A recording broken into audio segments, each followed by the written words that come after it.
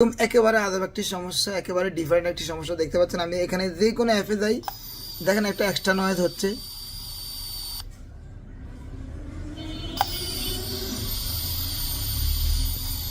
Even আমি যদি কোনো গানও প্লে করি, দেখেন কোনো ভিডিও প্লে করি, ওইখানে একটা এক্সট্রা নয়েজ হয়। দেখেন ভিডিও স্টপ করে দিলেও ওই নয়েজটা থেকে যায়। তো এটা কোথায় থেকে আসে, কীভাবে সমাধান করবেন? প্রথমে তো আমরা প্রাথমিকভাবে ট্রাই করে দেখবো যে কি প্রাথমিকভাবে হয় কিনা। প্রাথমিকভাবে ট্রাই করতে আমি ফোনটাকে প্রথমে একবার রিস্টার্ট দিয়ে নিব। তো রিঙ্গের অথবা রিসিভার বা মাইক যেটাই সমস্যা হোক না কেন, প্রথমে ফোন না খুলে ফোনটা রিবোট অথবা রিস্টার্ট দিয়ে নেবেন। এতে করে দেখা যায় ম্যাক্সিমাম ফোনের সমাধান হয়ে যায়। এখনও সেই নয়েজটা আছে। তো এমত অবস্থা আমরা কোথায় যাব? এমত অবস্থা আমরা এবার ফোনটাকে খুলবো।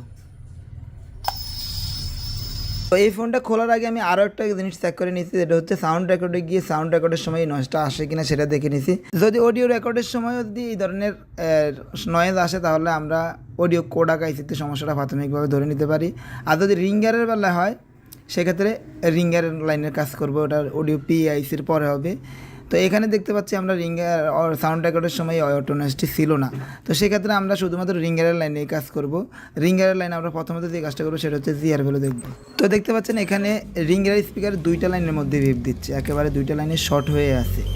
তো এই শর্ট হওয়ার কারণে এক্সট্রা নয়েজ দিচ্ছে। অনেক সময় শর্ট হলে রিঙ্গার বাজে না, এটা তবুও বাজে, তার মানে এটা লিকের শর্ট থাকতে পারে।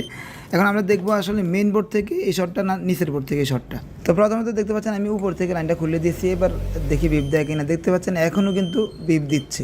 এবার আমি নিচের লাইনটা খুলে দিয়ে দেখি আসলে বিপ দেয় কিনা। তো নিচের কানেক্টরটা খোলা মাত্র দেখতে পাচ্ছেন এখানে আর কোনো প্রকার বিপ দিচ্ছে না। তো এর মানে হচ্ছে হয় কানেক্টরে ঝামেলা, আর নয় যে র্যাবনটা রয়েছে র্যাবনটার মধ্যে ঝামেলা।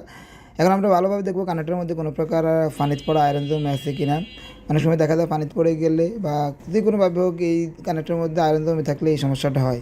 তো এখানে আমরা যেটা দেখতে পাচ্ছি, ছোট্ট একটা যে কোনো একটা ময়লার মতো জমেছিল, যেটার কারণে হয়তো এই এক্সট্রা নয়েজটা আসছে। আমরা আবার লাগাই দেখি কাজ হয় কিনা।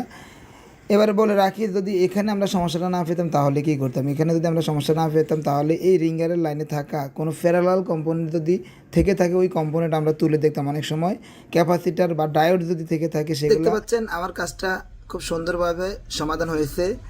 কোনো প্রকার এখানে নয়েজ আসছে না। আমরা একটু ইউটিউব চালাই, দেখি ইউটিউব থেকে কোনো নয়েজ আসে কিনা। দেখেন আবার ফেলে করলাম, দেখতে পাচ্ছেন এক্সট্রা কোনো নয়েজ আসছে না। তো ভিডিওটি ভালো লাগলে শেয়ার করে দেবেন, আমার পেজটি ফলো করে দেবেন। প্রতিনিয়ত এই ধরনের ভিডিও আমি দিয়ে থাকি।